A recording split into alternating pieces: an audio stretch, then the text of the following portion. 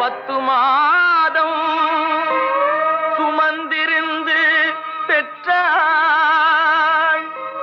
பகல் இரவாய் விழித்திருந்து வளர்த்தாள். வித்தகனாய் கல்வி பெற வைத்தாள்.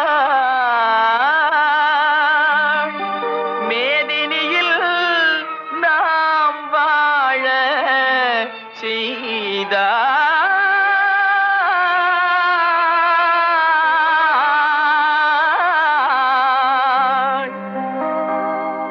அன்னையை போ